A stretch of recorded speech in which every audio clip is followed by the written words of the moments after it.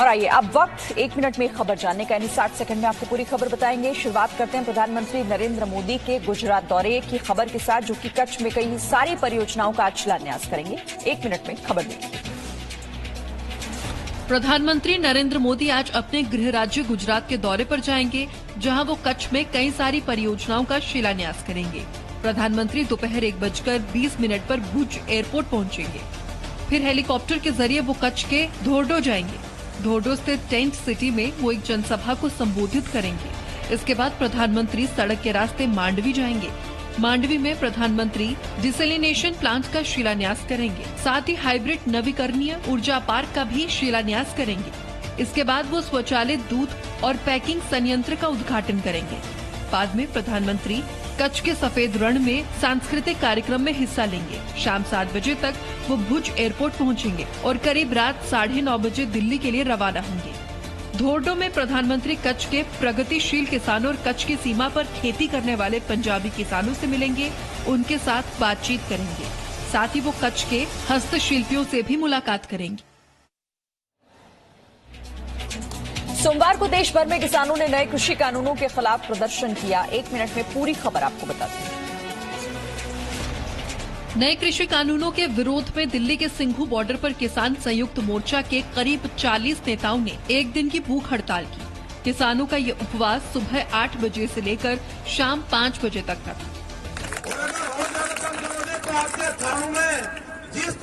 जिस जिले में पुलिस तंग करेगी, उसके थानों में पशु बांधने का भी काम हमारे लोग करेंगे। 2 ही रास्ते हैं। हमारे गांव का रास्ता बंद हो गया, या तो हमारा रास्ता ये सरकार फिलवासी ले ले, इसमें कानून बना दे, गांव के रास्ते बंद है, और दूसरा रास्ता है गोली। हम उसके लिए तैयार हैं। दिल्ली गाजीपुर बॉर्डर पर भी किसान उपवास पर बैठे। दिल्ली मेरठ हाईवे पर किसान धरने पर बैठ गए, जिससे घंटों तक लोग जाम में फंसे रहे। इस बीच देश भर में किसानों ने जिला मुख्यालयों में धरना दिया और नए कानून का विरोध किया।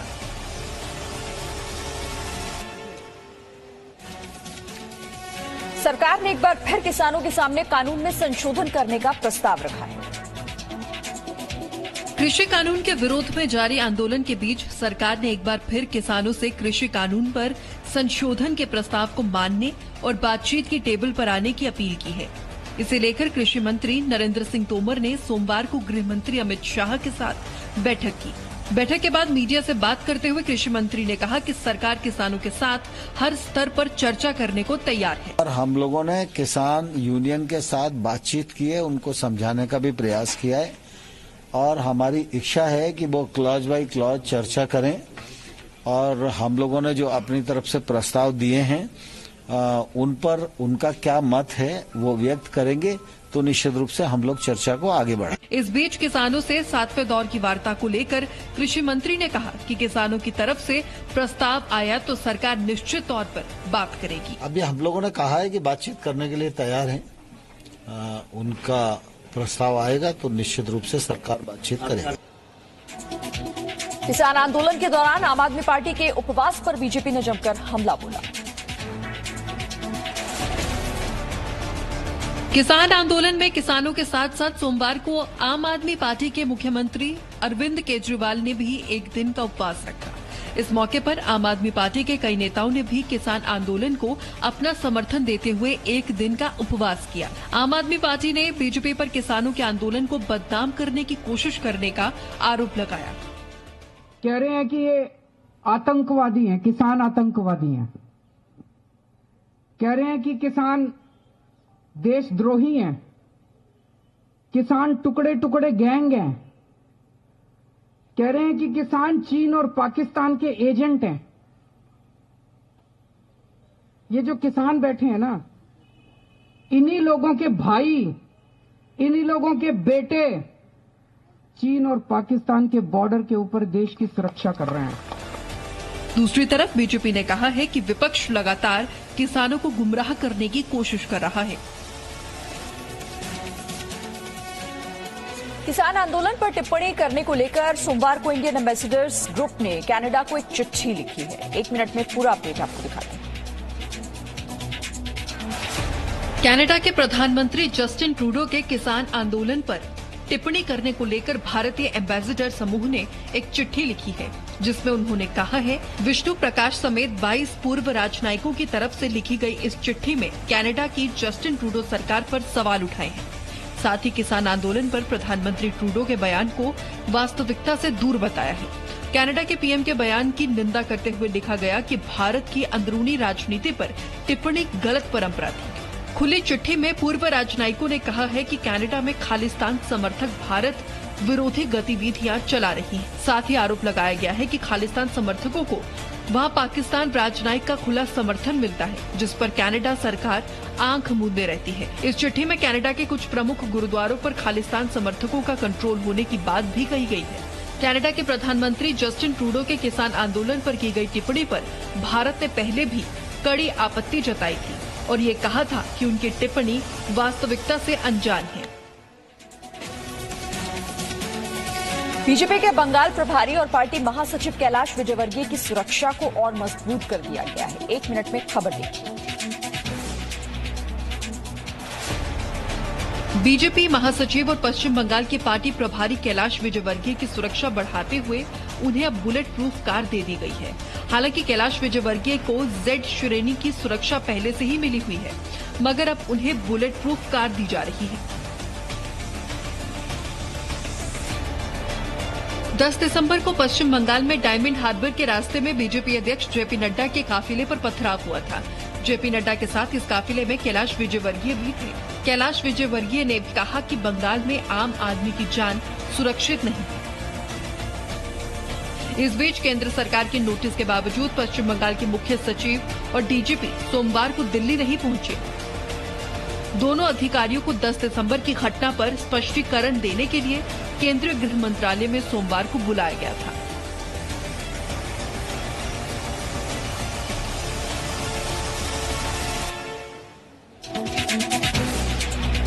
सोमवार को जम्मू कश्मीर में पीडीपी नेता पर आतंकी हमला हुआ, जिसे लेकर पीडीपी ने राज्य प्रशासन पर गंभीर आरोप लगाए।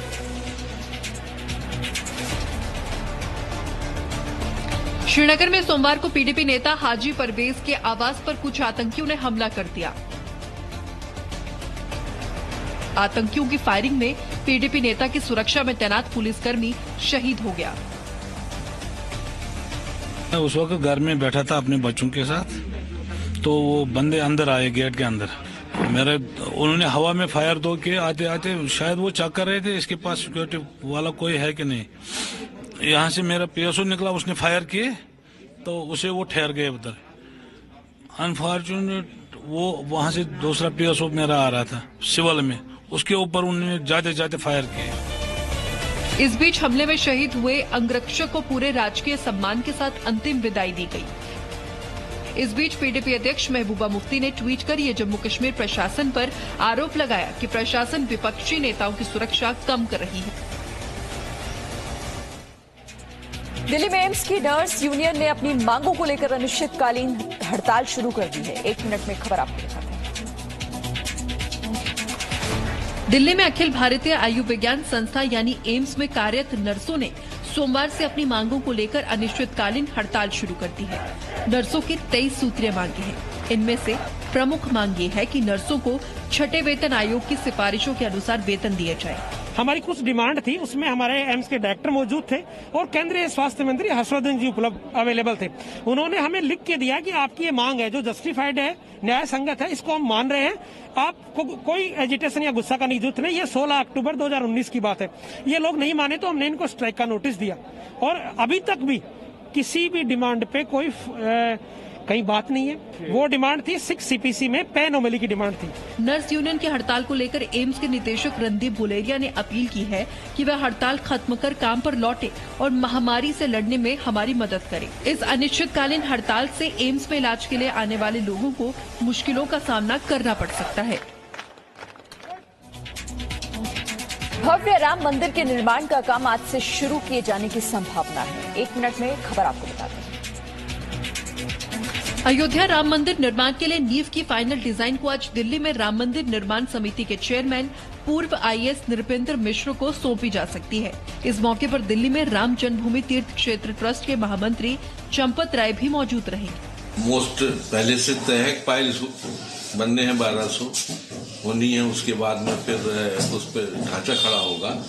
तो लेकिन अभी उसकी मजबूती के लिए नींव की वो विचार चल रहा है और उसके लिए बराबर बैठक हो रही है और उसके लिए एक्सपर्टों की एक कमेटी बना दी गई है। नींव की डिजाइन फाइनल करने में चेन्नई, मुंबई, कानपुर, गुवाहाटी और दिल्ली से IIT इंजीनियर्स, केंद्रीय भवन अनुसंधान संस्था रुड़की, निर्माण कंपनी लॉर्सन एंड ट्रूबो, सहयोगी कंपनी टाटा इंजीनियर कंसल्टेंट जैसे संस्थानों के वैज्ञानिक इंजीनियर्स विशेषज्ञ लगे हुए हैं।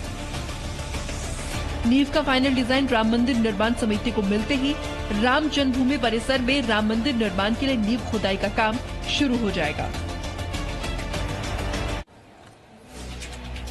महाराष्ट्र सरकार के मंत्रियों के घरों पर खर्च होने वाले पैसों को लेकर एक नया विवाद शुरू हो गया है।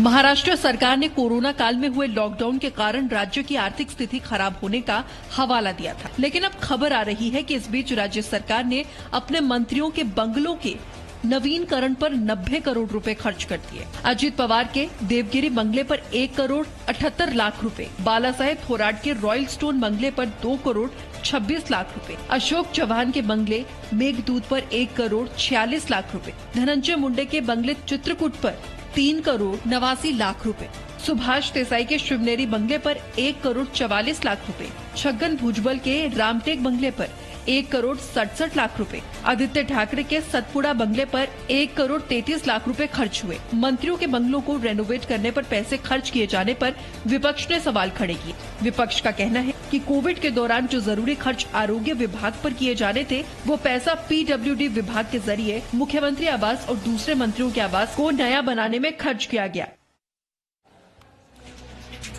और अब 1 मिनट में देश भर में कोरोना का अपडेट क्या है वो आपको देखें। देश में कोरोना संक्रमण के मामले 99 लाख के करीब पहुंच गए हैं। हालांकि कोरोना के नए मामलों में कमी आई है और कोरोना से ठीक होने वालों की संख्या अब भारत में सबसे ज्यादा है। पिछले 24 घंटे में संक्रमण के 27,071 नए मामले सामने आए।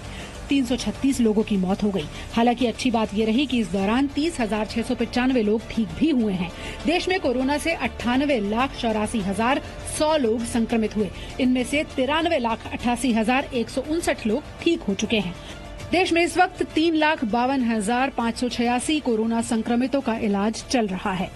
कोरोना संक्रमण से अब तक 1,43,355 लोगों की मौत हो चुकी है, जबकि देश में कोरोना से ठीक होने वाले मरीजों की दर 94.84% हो गई है। दिल्ली में पिछले 24 घंटों में कोरोना से 60 लोगों की मौत हुई और एक दिन में संक्रमण के 1,376 नए केस आए। दिल्ली में कोरोना की रफ्तार लगातार धीमी होती जा रही है। 1 मिनट में दिल्ली में कोरोना से जुड़ा अपडेट आपको दें। दिल्ली में कोरोना के कुल मामले 6 लाख से भी ज्यादा हो चुके हैं। दिल्ली में पिछले 24 घंटों में कोरोना के 1,376 नए मामले सामने आए हैं। पिछले 24 घंटों में कोरोना से दिल्ली में 60 लोगों की जान गई है। वहीं पिछले 24 घंटे में 2,854 लोग इलाज के बाद ठीक हुए। पिछले 24 घंटे में दिल्ली में कोरोना के 63,944 टेस्ट किए गए हैं। दिल्ली में कोरोना के कुल मामले 6,08,830 आ चुके हैं। इसमें से 5,83,509 मरीज इलाज के बाद ठीक हो गए। दिल्ली में कोरोना के कुल 10,074 लोगों की मौत हो चुकी है। दिल्ली में अब कोरोना के 15,247 एक्टिव मामले हैं। भारत में वैक्सीन वितरण को लेकर सरकार ने कुछ जरूरी गाइडलाइंस तैयार की। देश में कई सारी कंपनियों ने वैक्सीन की आपातकालीन इस्तेमाल के लिए आवेदन दे दिया है। ऐसे में वैक्सीन का इंतजार अब और लंबा नहीं होने वाला है। ऐसे में सरकार ने वैक्सीन के वितरण को लेकर कुछ योजनाएं तैयार कर ली है। वैक्सीनेशन के पहले फेज में सरकार करीब 30 करोड़ लोगों को कोरोना वैक्सीन लगाने की योजना बना रही है, जिसमें हेल्थ केयर और फ्रंट लाइन वर्कर्स शामिल होंगे। साथ ही इसमें 50 से ज्यादा उम्र के लोग भी शामिल होंगे। वैक्सीन लगाए जाने के बाद लोगों पर आधे घंटे तक नजर रखी जाएगी। Digital platform system Covid vaccine intelligence network की मदद से उन्हें ट्रैक किया जाएगा।